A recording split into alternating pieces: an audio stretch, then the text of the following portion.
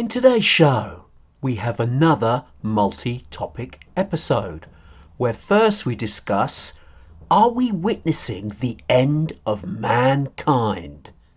And secondly, we discuss, are migrants responsible for spikes in crime rates? And now, the TNT Talk Show, daring to go where other podcasts fear to tread.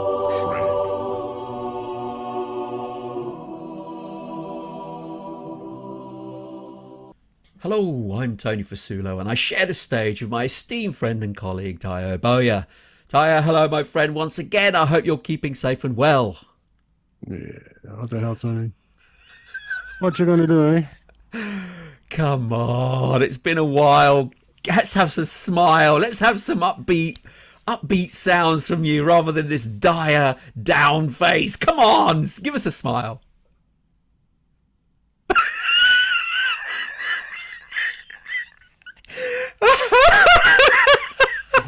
Well, if that's your reaction to my effort, For our listening audience out there. if that's such a very kind reaction to the great efforts I made. Tayo's attempt at a smile was laughable. Oh, Please catch this show on one of the video channels at some point just to savour that moment. Anyway, are we going to say hi to our audience? At least I made you smile. Oh, you made me smile. Okay, yeah, okay. I'll say hi to the audience, and I'll ask you a question. Oh, go on. Should I even answer this? Such a very straightforward one. It's only because a students of mine, and this is actual truth. A student of mine posed the question to me. Okay. So I'm not making this up at all. He actually asked me, "How do you get down from an elephant?" How do you get down from an elephant? Well, it's quite a way down, isn't it? If you're on top of an elephant. Yeah, it's quite tall. Yeah. So how do you get down from an elephant? Do you ask it to kneel down? No. I don't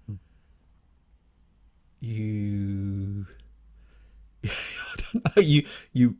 I suppose you're straddling its head. I'm trying to think about this logically. So you slide down, maybe down a leg, down one side. Go on. You don't get down from an elephant. You get down from a duck. Oh. There. That's the reaction I want. that is the reaction I live for. Oh dear, that was awful. That is. You know what? That's a shot in the arm for me. I suddenly feel alive again. Yes, excellent. Just to get my reaction as well. All right. Enough of the shenanigans. Let's move on with the show. And today, time permitting, we've got a multi-topic episode. And I want to kick off with the first one, which is quite down and sort of depressing topic, actually. And it's one that you've come up with, and it's, are we witnessing the end of mankind? Now, do you want to elaborate into what sphere are we talking here with this quite cataclysmic statement? I follow the Russian-Ukraine war quite closely. And although I had heard about a NATO exercise, a forthcoming NATO exercise, I believe it starts in February 2024, I hadn't quite realized where it was situated and what was going to happen. So I was aware that about 90,000 troops were going to be taking part in this exercise. But I assumed that it would be, as other NATO exercises, taking place sort of Germany, Norway, nothing big, maybe even the Mediterranean or something, who knew? So when I found out that actually this is going to be taking place in Poland and Romania at a time when there is obviously this conflict in Ukraine, that seemed to me to be a massively escalatory step, because you're introducing 90,000 potential enemies onto the western borders of Ukraine, and a country you've been supplying with weapons and with money. I'd understand it if the Russians took that to be a serious threat and planned against a sudden incursion into Western Ukraine to defend Ukraine, because I think by any objective standard or metric right now that you care to use, I think objectively speaking, anyone would say that Russia is winning the war. Okay. Now, the neocons, the people who are largely responsible for virtually all of Americans' forays into forays abroad, the neocons, some people call them the neocons, others call them the deep state. Others call them just warmongers for the war. Well, who are they? Do you want to clarify for some of our listeners, maybe not having heard that term before and understand? Well, neocon is neocon is new conservatives. The new conservatives. They believe that not Russia. Sorry, they believe that United States has. I hate to use the word, especially it might be very offensive to some Native Americans. I'm sorry, but this is what they actually think. Like, they think that America has a manifest destiny and is an exceptional case. So you must have heard about American exceptionalism, that the rules don't apply to America, because America is the policeman of the world. It is the best country in the world. It is the greatest democracy in the world. It's the one that protects democracy globally, so on and so forth. So that could be an article of faith among some people. Behind the article of faith, it is commonly understood, and I understand, that the funding and the impetus for this is driven by what President Eisenhower warned. Well, I suppose he warned Americans, but in effect, he was talking to the whole world. When he warned of, when he said, watch out for the military-industrial complex. There is a great deal of money to be made in producing and using weapons, not necessarily to achieve anything, but just to keep using them. For example, I don't know how many of our listeners are aware of this, America spent $2 trillion in Afghanistan. And that largely funded the military-industrial complex, which is in a symbiotic relationship with the politicians and the media. I mean, sorry to jump in, but is this sort of bordering on conspiracy here? Because you're saying that the North American Industrial, what's it called? MIC, Military Industrial Complex, only survives by creating skirmishes and wars around the world, so they can then fuel their business interests by creating military hardware and equipment, even if it's overseas. So their foot soldiers, their army brethren are not in wars. They're just in other places supplying equipment. So they actually want Ukraine and Russian war to go on for years, because the military industrial complex is surviving by making equipment for these countries. Not surviving, Tony. Flourishing. Yes. Flourishing. All that money, all that lovely moolah goes all the way back. And like as I was saying, it goes back to the politicians and it goes back to the media. So it's all symbiotic. So none of the equipment is donated to Ukraine. Ukraine have to pay for it. Yeah, just clarification here. Yeah, because some people feel that it's been given. It's like British government supplying military, in quotes, aid to Ukraine. Ukraine are actually expected to pay for that. It's not given for free. That's not how it works. That's not entirely correct. Well, actually, in some parts, yes. Elements are. Some elements are. Because it would be great. For example, what if Ukraine actually beat Russia? Ukraine sits on a lot of resources, so they can't pay back the debt. So America comes along with carpetbaggers and says, you know what? You know all this money yours. Don't worry about it. Just let us have your lithium. Just let us have your this. Just let you have and I don't know if Ukraine has lithium, but I know the Afghans. I think they have the world's greatest deposit of lithium. Yeah, It's in Afghanistan. hidden So away. that's what they'll do. So the carpetbaggers moving, and then they make money all over again.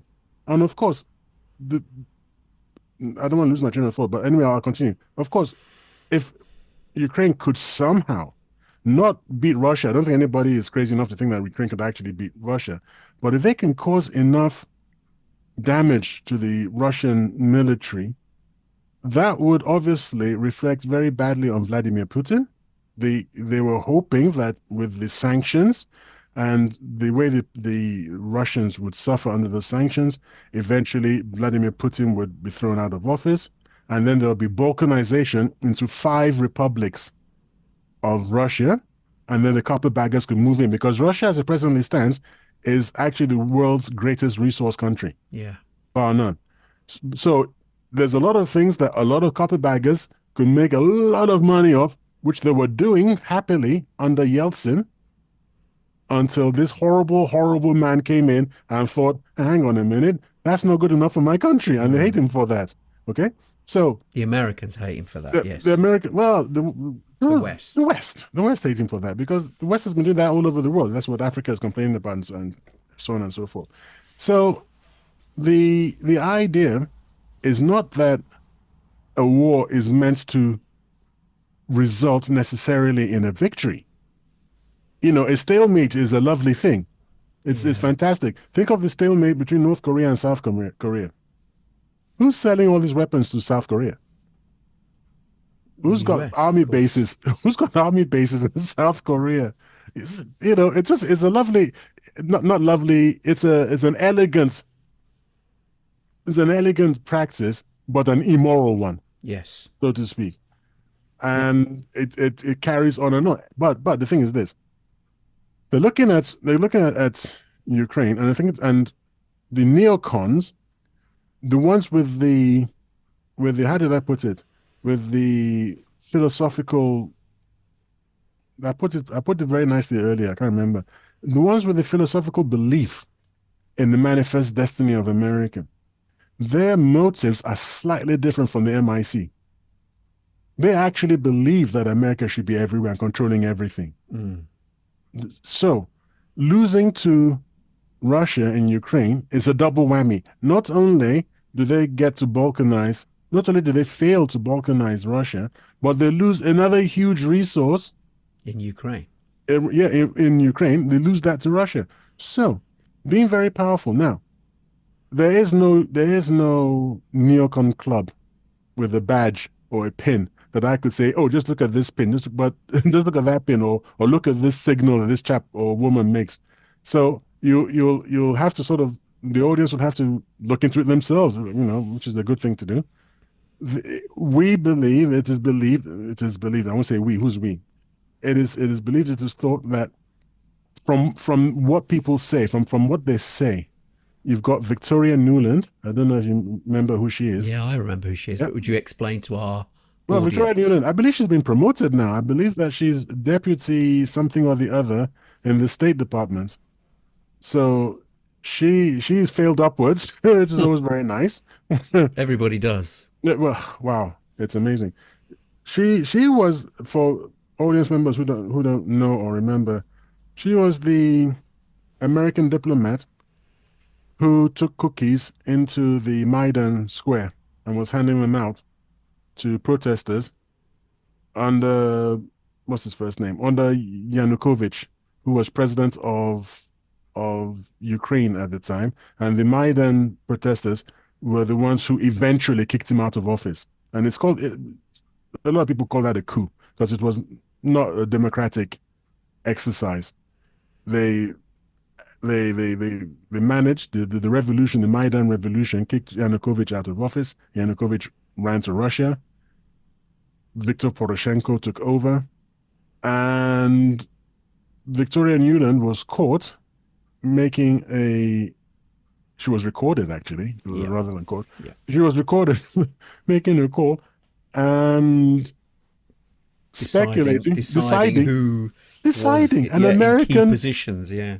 An American was deciding who was going to be in key positions in Ukraine. Ukraine And government. when- Yeah. when the other person on the phone said, well, the Europeans might not like this particular person, she famously said, well, Who gives a beep, F? Yeah. beep, Yeah. the EU, which is amazing. I know. So she's definitely a neocon. Her husband is a well-known figure. I don't really can't remember what his actual business in, and I actually forget his name, but her husband is a well-known figure in the neocon circles. And then you've got two really important people. Blinken, who is, I believe, is he the State Anthony Department? Blinken, yeah. Anthony Blinken, State Department, isn't he? Yeah, yeah. Is he not the Secretary of State of the Secretary of State, US? yes, yes, Yeah. precisely. And If Foreign Secretary of State, no? no, Secretary of State is foreign. Right. That's it. That's their foreign department. That's their Ministry for Foreign. The Really? equivalent of the Ministry for Foreign Affairs is the Okay. State Department. Okay. And then the other chap, the defense guy, I can't remember his name either. It's Tony Blinken and the other chap. So you've got these Yeah. three powerful individuals, and they're neocon. You must remember a person called John Bolton. Yes, of course. Yes, he's a neocon. Yeah, So but you've got he's a Republican, and the doesn't neocons. matter. It doesn't matter. It doesn't matter because whether you're a Republican or a Democrat, what you believe is in America's manifest destiny, and America should be first, and America should keep down anyone else who That isn't who's trying to rise, who could possibly challenge yeah. America's penultimate, not penultimate, ultimate Dominance. dominance. There we go, America's dominant position. So the worry now that I worry about, and I believe other people worry about, is that the neocons. Oh yes, I'll tell you another natural neocon, and people might not know this. This might shock you too. Joe Biden. Joe Biden. Joe Biden is a neocon. Now the thing is, he's not. I mean, I'm going to say this in a sort of humor. It's not even humorous. He's out for lunch, right? So I mean, it's unfortunate, and he's an old man. It's not nice to talk about such things, but it's in reality, he's not there all the time. Okay. But when he is there, he is actually his instinct is neocon. And it's a firm, for example, the neocons believe that one of the marks, yes, marks. One of the marks of a neocon is a firm belief that Israel is the mainstay of American foreign policy and dominance in the Middle East. Okay.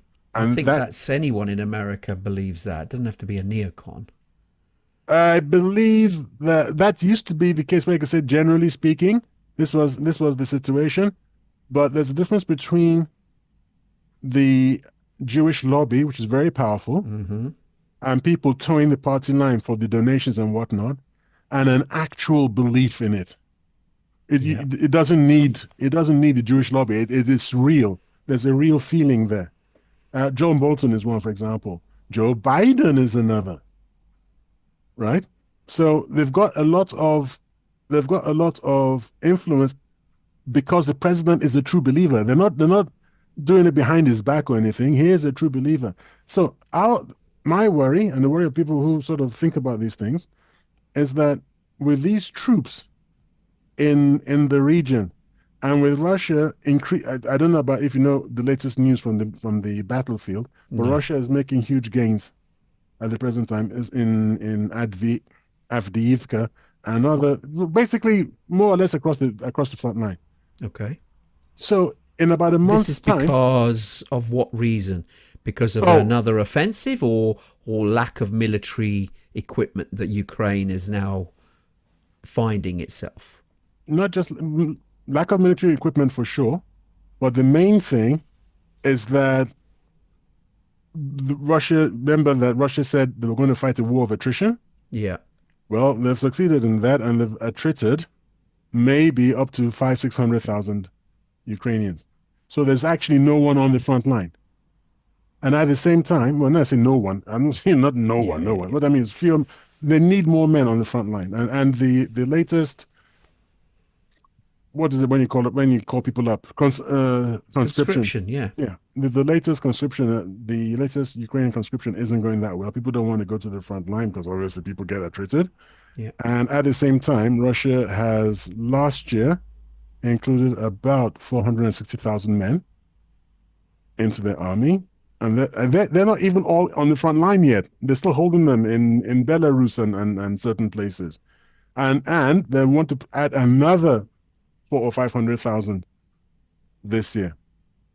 So as Ukraine is getting weaker, Russia is getting stronger. Well, they so can, if because you're their looking at that, population is far, far larger, isn't it? I mean, it is far larger. yeah, enormous. So if you're looking at this, and if you listen to a very strange speech that President Putin made, I call it strange because when I heard the speech, I thought to myself, so that's really dangerous. It could be really misunderstood in the West. Although I must preface my remarks by saying that before he made the speech, there had already been this plan for what is called Operation.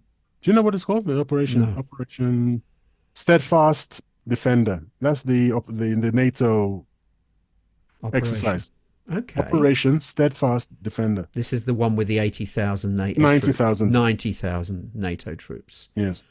Operation Steadfast Defender. Okay. Correct. So that had already been planned and announced. So it's not all in response to what I'm about to say. Okay. But with that being announced, why would President Putin in his end of year speech, end of year 2023, say Ukraine, parts of Ukraine were historically Russian, and that goes up to Kiev and down to Odessa and down the Black Sea coast to Transnistria. All that was historically Russian, and he doesn't see why there should be any quarrel about that. They're happy if they're Ukraine, as long as they're not being molested because of their Russian ethnicity. But the eastern side of of Ukraine, that used to be parts of other countries.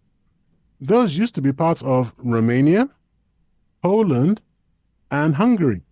Parts of Ukraine. Yes, it was Stalin who cut off those parts and included them with Ukraine.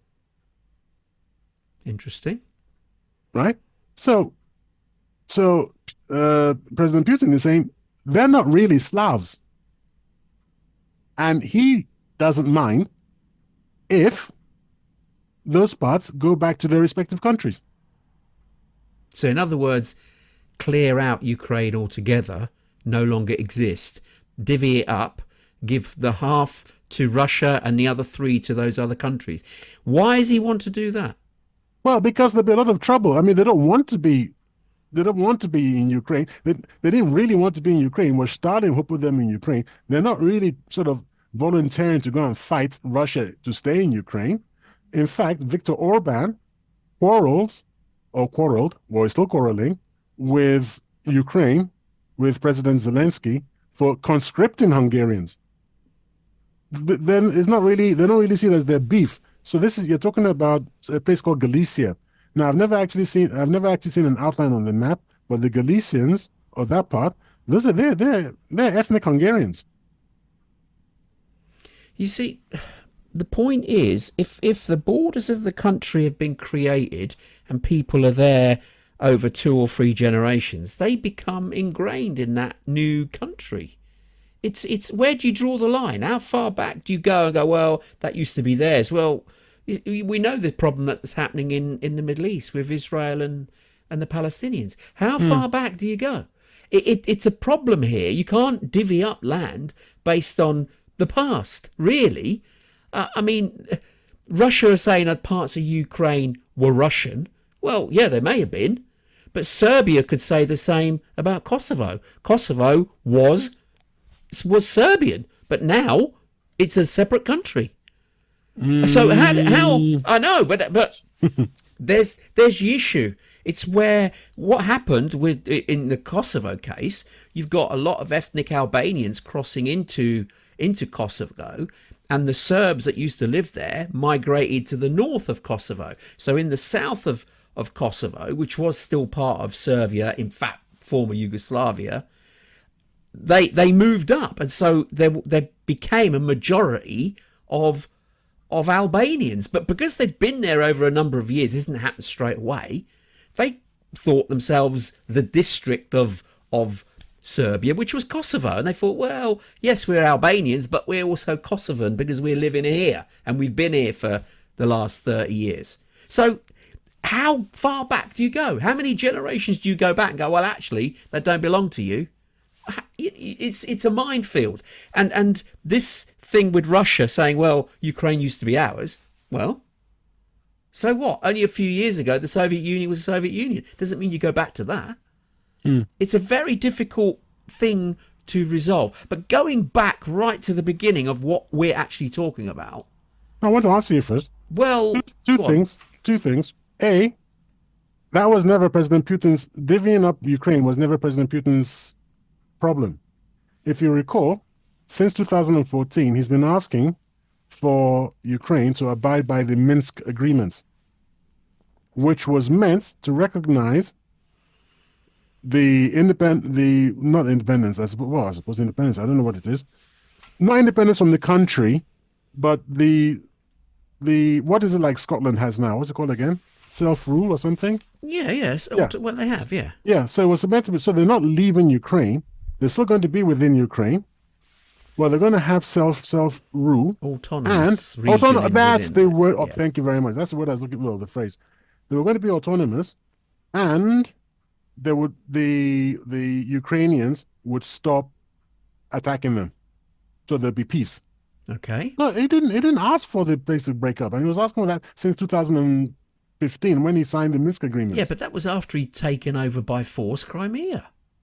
Oh, yeah, Crimea was a big issue. Okay, so Crimea is just basically Russian, and there's a big reason why there's no way the Russians are going to accept that. No, hold on. To the Black Sea, isn't it? Yeah. So there's no way they're going to let NATO come up. Would you let Russia park on the Isle of Wight? No, obviously not. I mean, the reality is here, man.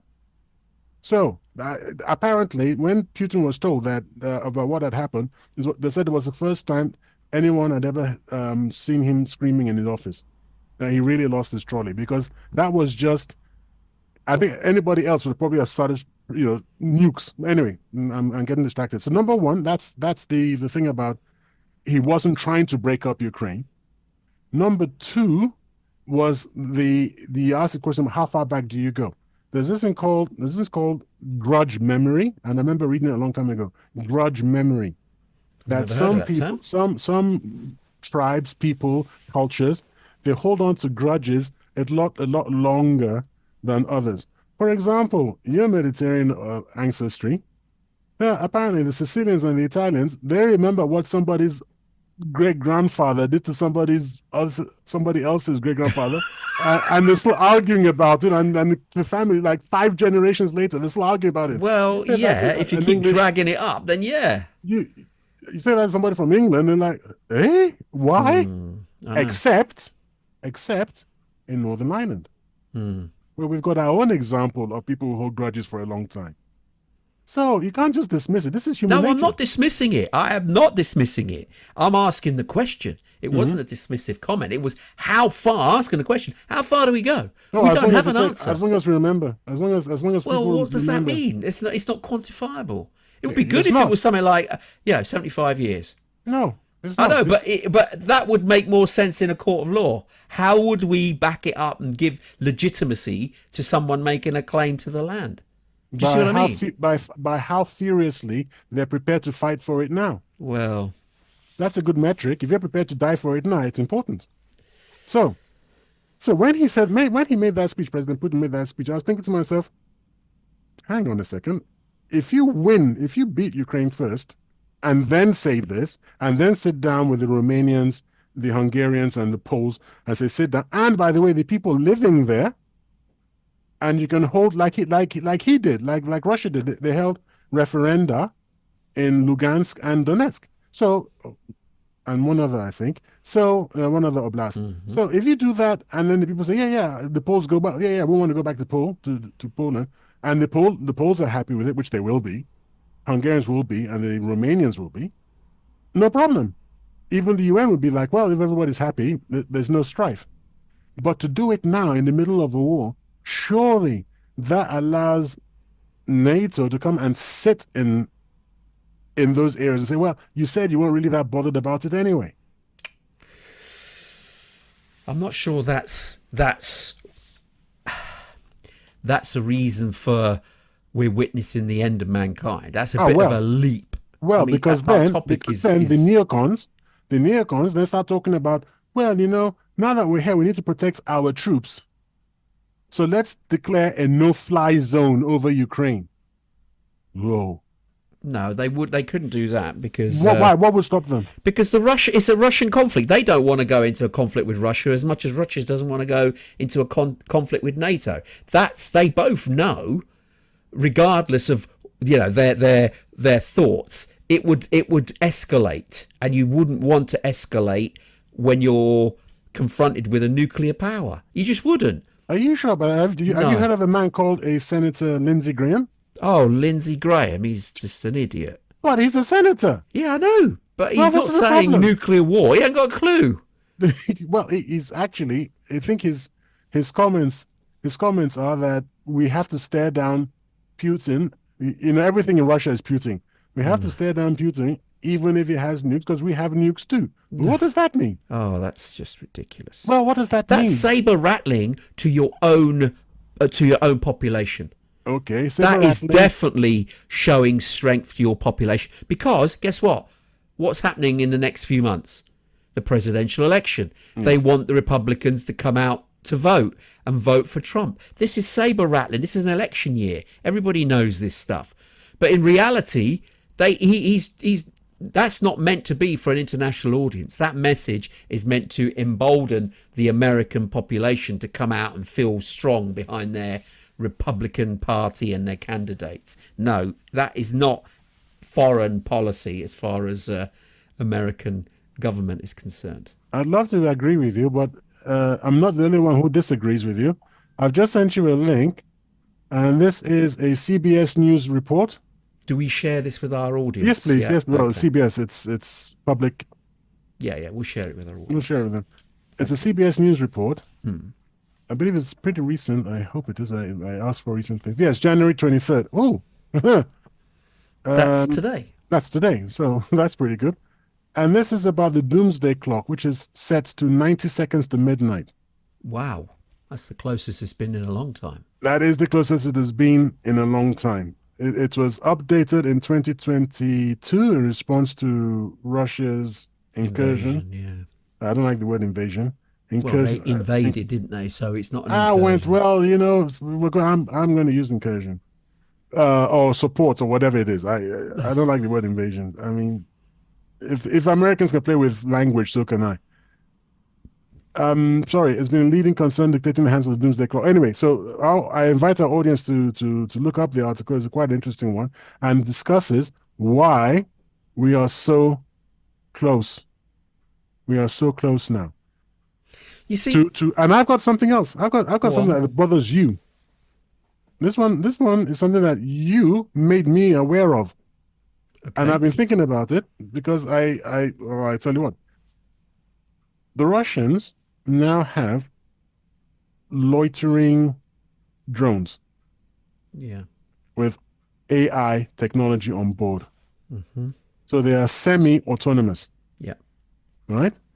When you got two armies so close to one another, okay, what are the chances of not so much a miscalculation, but an accident? Yes, high. When you are depending on this pretty new technology, AI. Well, strangely enough, I have compiled a list of actual end of mankind events. And we'll see whether any of the things on this list, these are the top 10 things that are the threat to human existence. Okay. So I'm going to go through them and see whether what we've been speaking about in this situation is part of that. So number one, climate change. Rising temperatures, extreme weather events, etc., food security, human health. Right, that one. Resource depletion. Over consumption of resources like water, food and fossil fuels can lead to scarcity, conflict and environmental degradation. Number three, pandemics and emerging diseases. Yeah, infectious diseases can disrupt everything, healthcare, societies, and also linked into climate change. Strangely enough, they've discovered a a frozen virus which is underneath the snow caps of the Arctic. The Alps.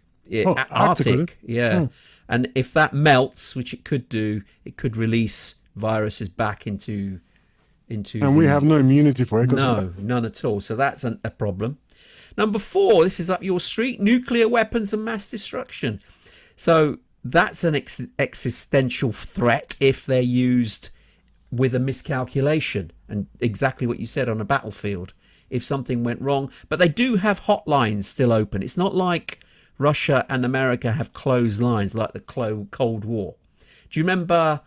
Our younger listeners might not know this, but during the Cold War, there was still a red telephone from the Russian. What was he called? He wasn't the prime minister, was he? He was no, the chairman. The chairman of the CCCP, Politburo. yeah, Politburo, had a red phone that was linked to the US President of the United States. So if something escalated, they could at least still speak to each other. That still exists today. So the red phone was created in response to the Cuban Missile crisis, when they had to use teletext. Khrushchev and JFK were actually teletexting each other, and they thought, well, this is not really good. Something terrible could happen.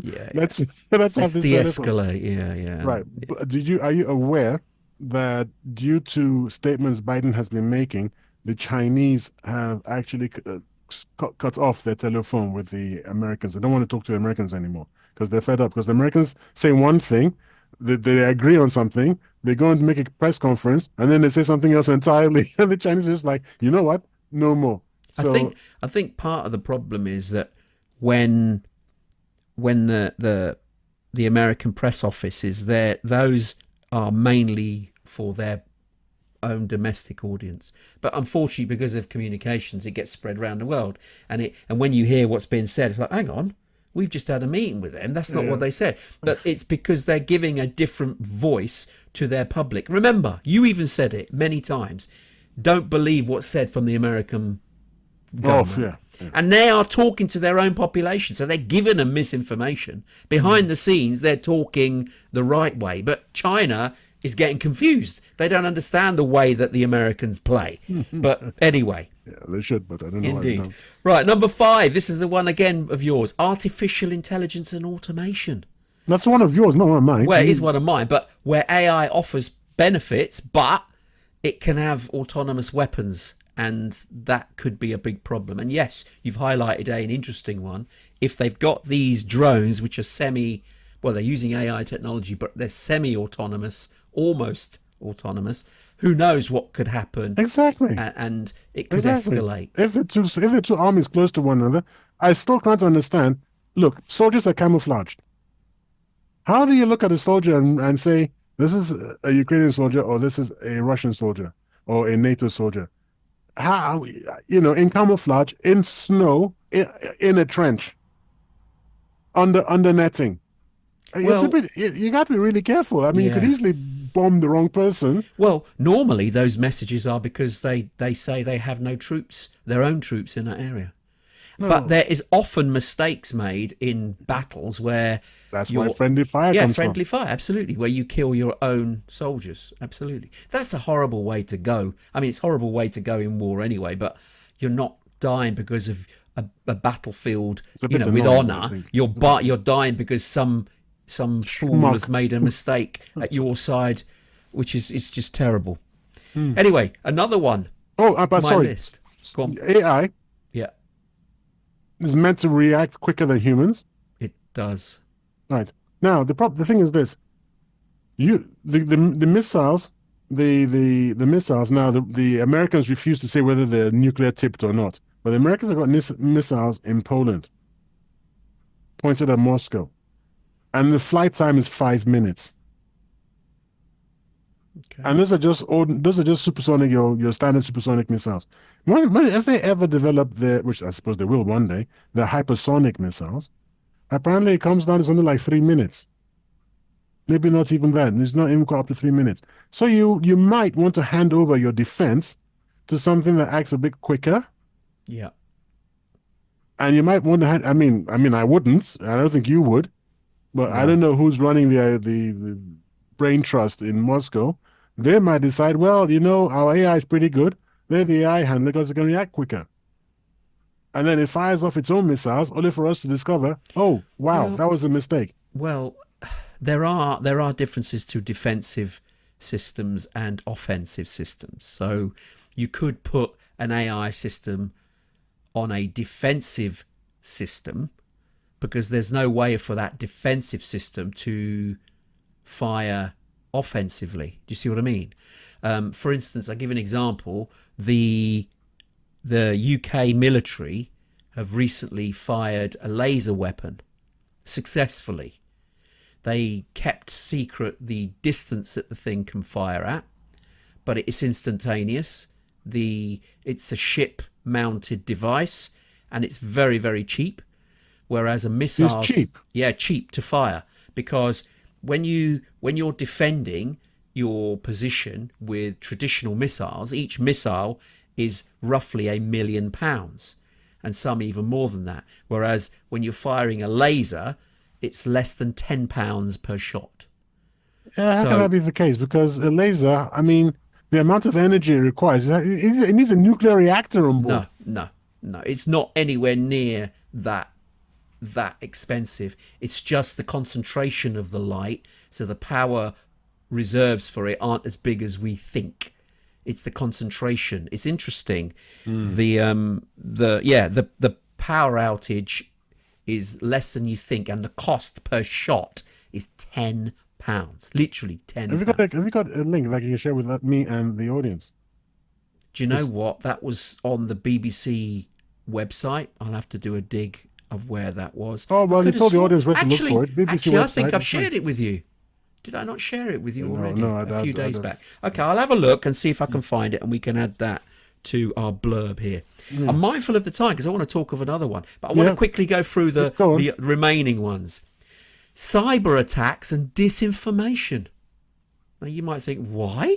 Well, large No. scale cyber attacks can disrupt critical infrastructure, manipulate information, cause uprising, and undermine the whole democratic process, leading to anarchy, leading to instability, leading to fall of civilizations. So that is a new one, which is strange, but it is a potential problem.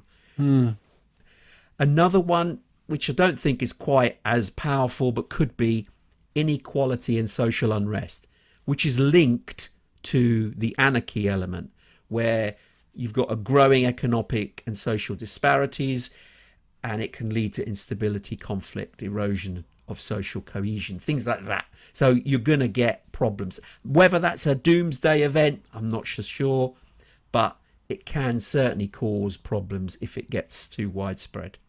It's very interesting because I watched a video not too long ago, well, actually earlier today, I think, or yesterday.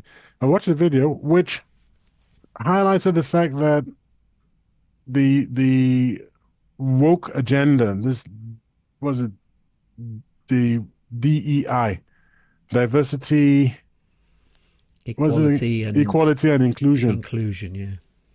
has led to a situation where the British Army is heavily understaffed, and the people who are actually applying and getting in, according to this paper, I can't remember which newspaper it was, are right wing, and in some cases, extreme right wing.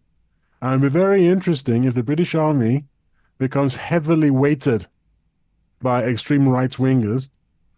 You can foresee a situation which is unthinkable at the moment, but a lot of things that have happened to us recently have been unthinkable. Just have to go back to 2020 and talk about the lockdowns.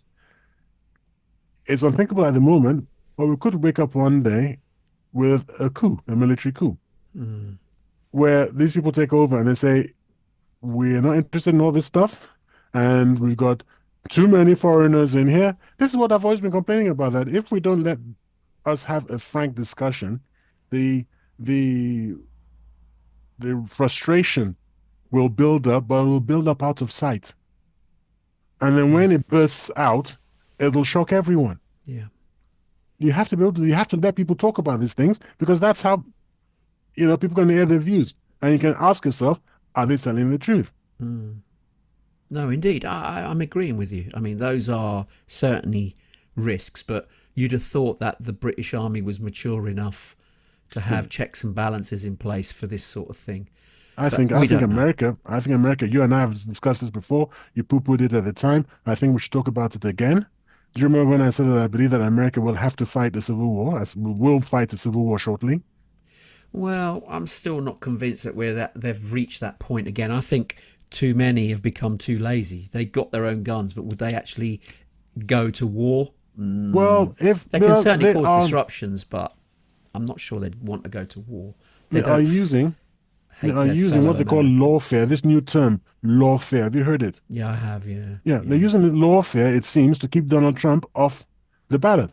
I know, which is crazy. If they succeed, And that's crazy. I'm and sorry. 50%, what was it? He got 50. No, wasn't from everyone, but in his first Iowa outing, he got 50% of the Republican vote.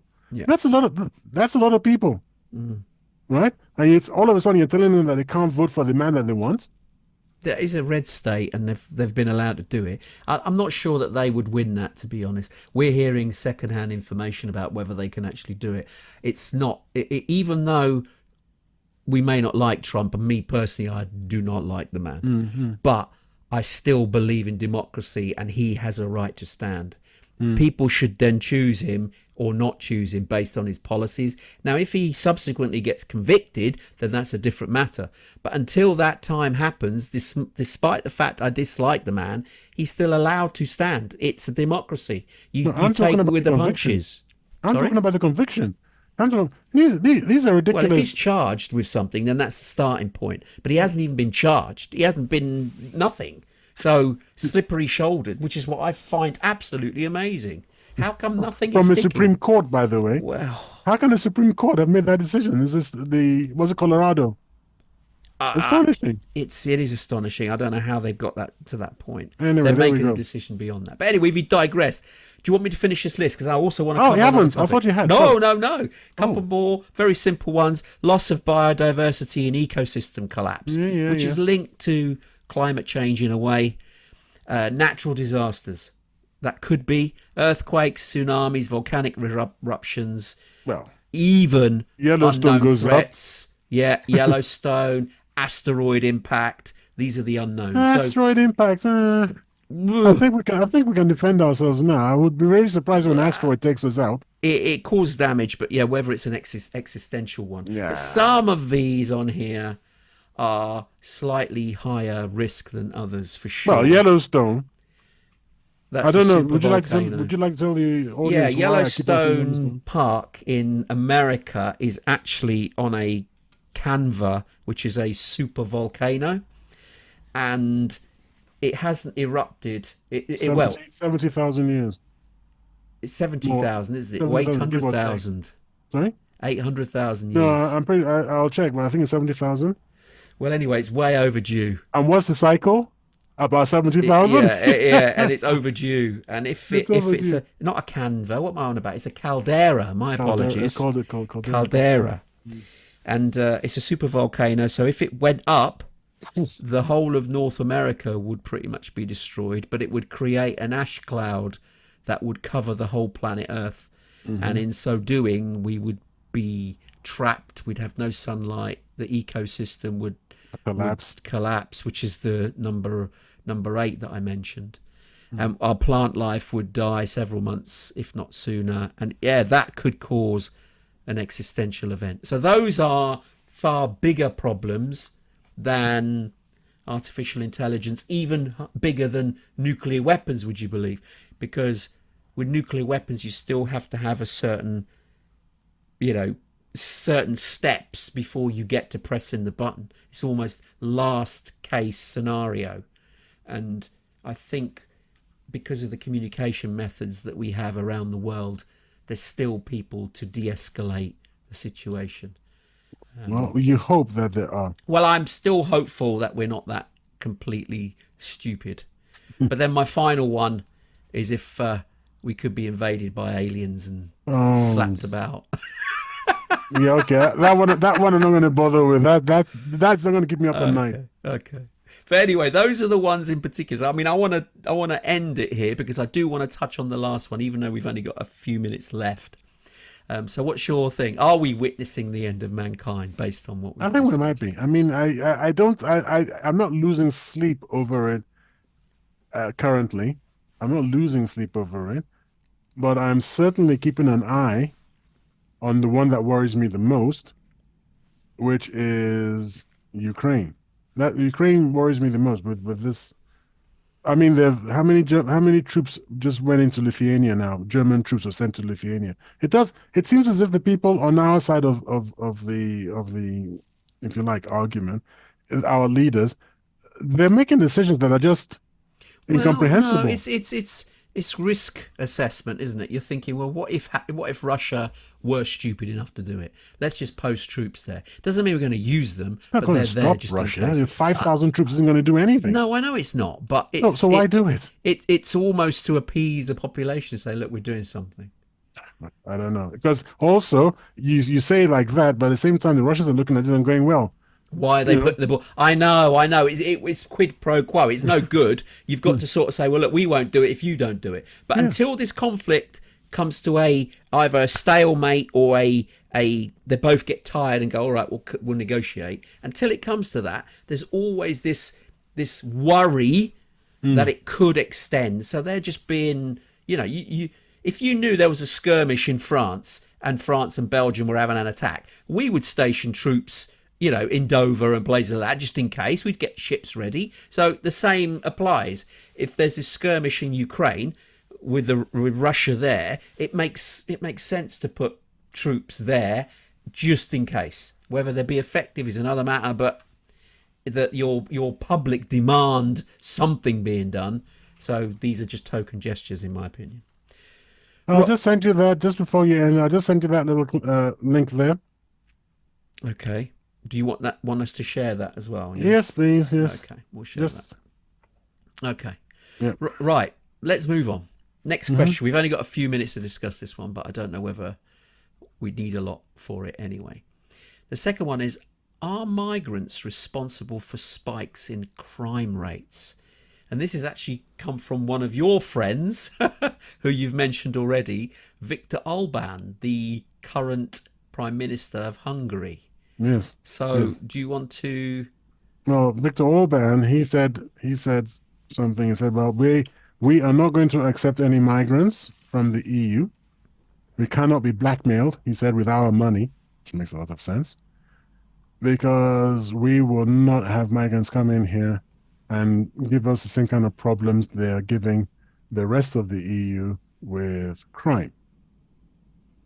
And I thought, well, because I'm, as you know, law and order kind of chap, and I can immediately see a problem if people break into your country illegally, and instead of dealing with them robustly, you instead put them up in hotels and give them money.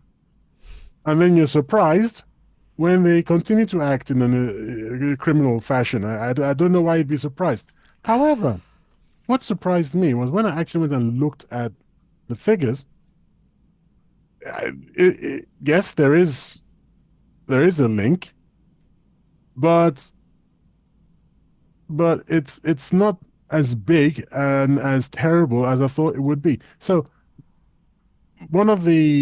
I didn't limit it to Europe, by the way. I was also included America in that idea of are migrants The cause of all, the root of because all problems. yeah, the root of all problems. And I think I have to share this with you. I'll Very share it. little evidence to support that claim. There is very little evidence to support. I mean, the biggest and perhaps the most horrific would be, this is for Texas. I'm going to send you the link. That in 2020, this doesn't make sense. In 2024, we're only 23 days into 2024. Not sure that that's a valid date. If truly we have seen a rise of 35% in sexual assault cases, just in 2024. I don't No, know. I don't think the that's migrants have got time to do anything, to be honest. I think they meant 2023, but it's very bad. I mean, I don't want to share that link because no, it's such a don't, bad because that's error. such a poor no. Such a bad. So the European one shows a rise in about, what was it, 7 to 20%. So So 20% 20% is is a bit high. high. Yeah, but No, sorry, 20% 7%. of the population Right. are. It says failure to integrate blah blah blah to about Yeah, 2. it's the failure to integrate and assimilate into the society that causes more problems.